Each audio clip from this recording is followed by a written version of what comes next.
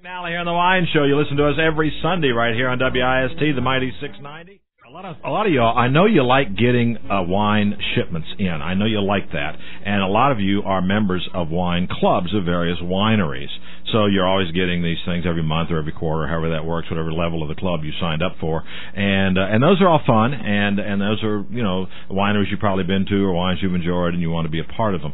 But it's a good thing to taste around. It's a good thing to expand that palate and to try new sensations. And for those times when you are ready to step up to that level, there is the Wine of the Month Club, which not only features wine, it also features a lot of neat wine toys. And so we are joined by don't say a word yet, Paul. Don't say a word. I'm going to try this. Paul Kalemkiarian.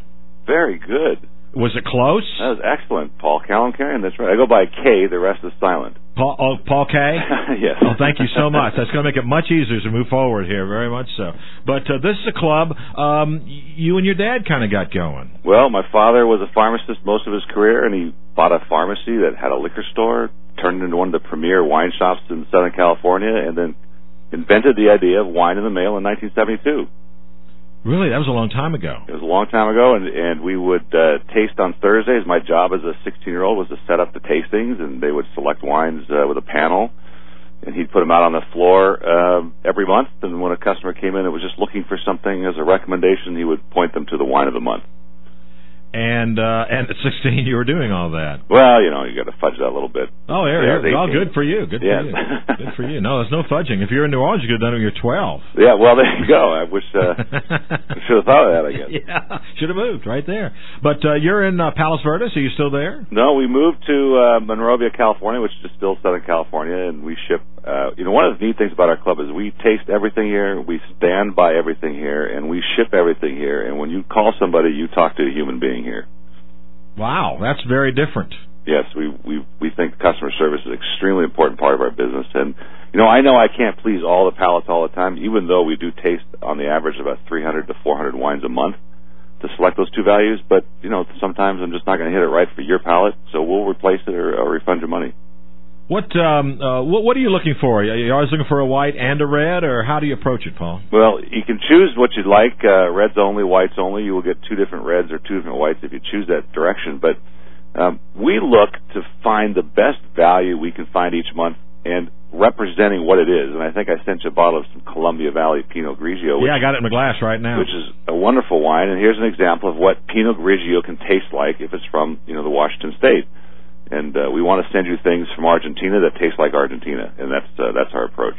These guys with that Pinot Grigio Columbia Valley, they're evidently products of the 60s because the wine is called Painted Van, and it's got one of the old VW bus on there, old VW van with a big peace symbol on it and a lot of Technicolor. It's kind of like a Peter Max drawing. That's exactly what the approach was. It's really funny. If you look on the license plate of that van, it says WTSTCK, and the feds kicked that thing back to them and said, we don't understand what that means.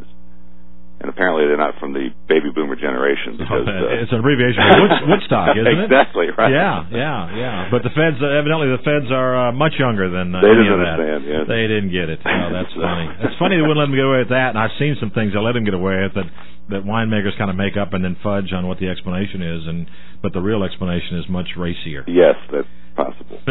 Quite possible. So you choose these wines, and it truly is a wine of the month kind of thing. Yeah. Well, because we are not related to or associated with a winery, and we think, I think it's great that some people visit wineries. They join the club. It's good for the industry. But eventually, you'll get that winemaker's feeling and approach to wine, and everything will start having sort of the same continuity and some of the same flavors. And here's an opportunity to taste things from all over the world for one. And we just featured a wine from Hungary. We featured one from Bulgaria, places you probably wouldn't buy wines just if you saw them on the shelf.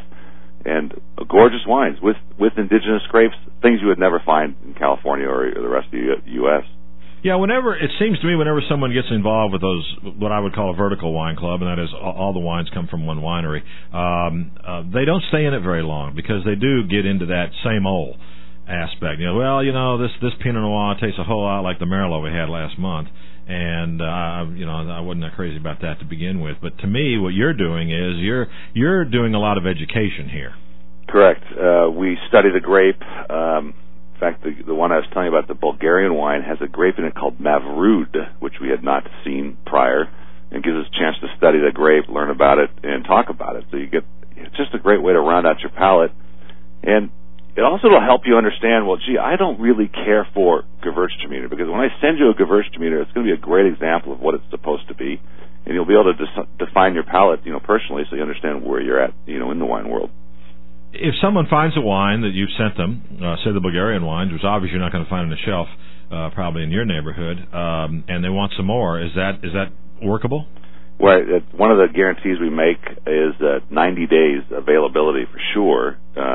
Our contracts with our suppliers and importers and the wineries is that we will make it available to us. So you don't have to open it right away when you get it. If it sits on your shelf, you take it to a dinner party and you decide that you want to get some more, it'll be here for sure for 90 days, usually longer. If someone says, really, I just want to be in the white range or in the red range, do you have that availability? Absolutely, and you'll get two different styles at that point. Sometimes we'll send 2 Sauvignon Blancs, but one might be California, one might be from New Zealand, and you'll get a chance to compare those, side by side.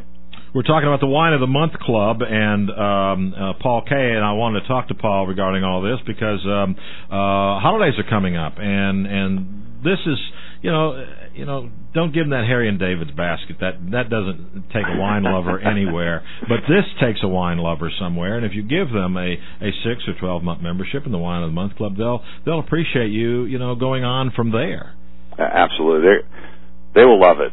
If they're in the wine, and whether they're an aficionado and they study wine, we have a club for that palate range, and we have our entry-level club, which is around $19.95 a month, and all of them guaranteed. All of them, basically, our guarantee is this: you never pay for wine you don't like at the Wine of the Month Club. We'll make it right. And that is at wineofthemonthclub.com. That's easy to remember. Yes. Paul, and then you guys have a lot of wine accessories and what we call wine toys. Right. And you sent me a range of them here, but a couple of them, the Venturi, which I ask winemakers about this thing all the time, and they love it because it opens up the wine. It aerates the wine without dealing with a large glass decanter. Correct. And then you sent me a Bev Wizard wine smoother. Mm-hmm. And then we've got a thing that attaches to the top of a bottle that looks rather chemical to me. Yeah. It looks like it came out of a lab somewhere. What is that? Well, I sent you some fun things. I sent you some things. We sell all of these items, and the one you're talking about, first of all, the Venturi is a great product. It sort of accelerates the aeration so you don't have to decant. And they make a red one and a white one. And it's very popular. They've done very well with the engineering of that. The Bev Wizard is the one I keep in my tasting room because it's magnetic and it clumps the tannins together and smooths them out. It actually does the most change when we're tasting wines. But the funny thing is, it doesn't always change for the better. Sometimes it makes it a little rougher. So, wow. But the one you're talking about, the Versavino, which looks like a 1960s, since in California we tried to pass Prop 19 here. Yeah, that looks like something. That's what our producer. He said this looks like something you get a bong going with. Yeah, exactly. When you smoke it or drink from it, and we have people buy them because they're just so unique. But what that's supposed to do is be sort of a single glass aeration device. So you pour the wine into the bulb, and then you pour the bulb into the glass, and supposedly it does something. I don't know. I just thought it's really fun to look at. It's really fun to look at, and it's. I have seen this sometimes at a trade tasting. Some of the folks from the distributor house will have them, and they will put that on the top of the bottle and aerate a little bit, particularly with a big bold Zin or a big Cab. It seems to open them up a little bit. Yeah, younger wines benefit more. Older wines sometimes actually it's a problem because it'll accelerate it too much. The one thing about the Venturi, it comes with also a filter. So the reason we decant wines, of course, is to aerate them and advance them a little bit, but it's also to filter them if you're trying to keep the sediment out. The Venturi does both, you can get a filter for it, and it'll both filter the sediment out and aerate the wine. The other two products won't do that. And did I send you a wine whisk as well? Yeah, I was going to get to that because I'm thinking I could use this to make a pisco with, but yes, that's right. I don't know that I've ever seen wine and a whisk go together. I thought that another funny device that I just thought was like, who thinks of these things? And it looks like you just go to Sur La Table or one of the kitchen stores and just buy a whisk if you do the same exact thing, but they incorporated a stopper into the handle. I guess that's some benefit, but I don't know. Well, you must have a bunch of them. You're gonna put them on your holiday packages. We put them there because everybody's got a reason to buy something interesting. There's other ones too that just I wouldn't use them at home, but they're interesting and they're fun, and there's a reason to buy them. If you're giving a gift. Well, it says in the wine whisk, and it's a whisk in every sense of the term. It says simply pour your wine into a glass, then froth the wine briskly in the glass. Well, I've never had frothed wine. I don't know. I don't get it. That's fun. Well, I mean, somebody's going to buy it and say, "Here, you got everything else. Here's one of these." Yeah, we've sold them. I'll bet. No question. I'll bet. Well, so all of your apparatus, all of your toys, all of your wine, your club information, all that's all there at Wine of the Month Club. WineOfTheMonthClub.com, and then we have a fairly substantial Facebook page, Facebook.com/Wine of the Month Club. Got 48,000 fans that chime in daily. I just put up an article on botrytis, dessert wines, as something to talk about, and this is a very popular place to go. I was talking to Jim Clendenin last night, Oberon Kamat, who is one of the great winemakers in America and one of the great characters of America, and he said that they had in certain sections of their vineyard this year they had a botrytis problem. Really? Yeah. See, if it's not the right time of the year, or the grapes aren't ready for it, it'll ruin the grapes. I said, "Well, wow, you're gonna do botrytis-sized wine?" He said, "No, it wasn't good botrytis." Yeah, that's right. The gray rot, as they call it. Yeah, nasty stuff. Well, Paul, what you must have a bunch of members and a bunch of folks that are out there, kind of spreading the good word about your club. Yes, we're all over the country in the legal states, of course. That post-prohibition repeal of prohibition, caused a lot of problems for guys like me, but. We're in Louisiana, and it's an opportunity just to share wine with people. It should be shared with your friends and your family and enjoyed, and we just want to spread the word. We write a 12-page newsletter that goes with the wine's recipes, cellaring notes, how long it should last in the glass, in the cellar, and give you a chance just to experiment a little bit with what's out there. Well, I think the thing that you bring to the table, and you mentioned it, I just want to emphasize it, is that you have some wines that we are never going to see on the shelf, and we can try them and see what we think, and particularly people that don't always go in there and they're not label passionate or devoted to a particular label. They want to learn more about wine, and if you send out newsletters and you send out explanations and why this wine is being offered to you and that sort of thing, that's pretty cool. That's like having a wine course every month. It's pretty much a mail-order sort of correspondence wine course. I'm embarrassed to say this, and I was responsible for the wine at my in-laws' reunion, and I forgot. So I had to go to the store and buy some wine for this large event. And as a consumer, I'm just like everyone that's out there. I walked into the shelf at the market, and I looked at the labels, and I looked at the prices. And frankly, if I haven't tasted it prior, which of course I've tasted many of those wines, how are you going to know? How's anybody going to help you understand what that wine should taste like or what it's going to be and whether it's good or not? And I frankly, of the two bottles I bought, one of them wasn't very good. And I knew the maker, but I hadn't tasted that vintage of that particular grape, and it wasn't that great. So what we do is take the guesswork out. We'll taste them all for you. Tough job. Somebody's got to do it, and then we'll send you the best values. Well, leave it to the pros because I always say that it's very difficult to experiment with wine. That's why I encourage people to go to tastings and not have to buy whole bottles and find out they didn't like it after the first sip. Exactly. And also be careful in restaurants because that's the most expensive place in the world to have an education. And so you offer that service, Paul. You're the guy that's going to tell them, here's what it is and here's why you like it or not like it. We taste everything. Tim, if I could tell you where we get wines from, it would blow your mind because I get them mailed to me. I probably have 100 wines in my tasting room that are ready for next Tuesday. We taste on Tuesdays.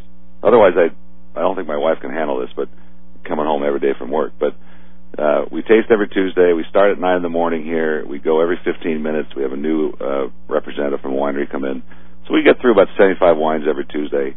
And I can tell you that maybe 15% of those wines I think are of value for the wine world, and then we buy only 1% when it's all said and done. Well, I want to point this out. Being a member of your club doesn't cost anything.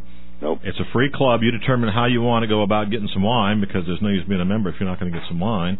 And also check out the wine accessories. As I said, the holidays are coming.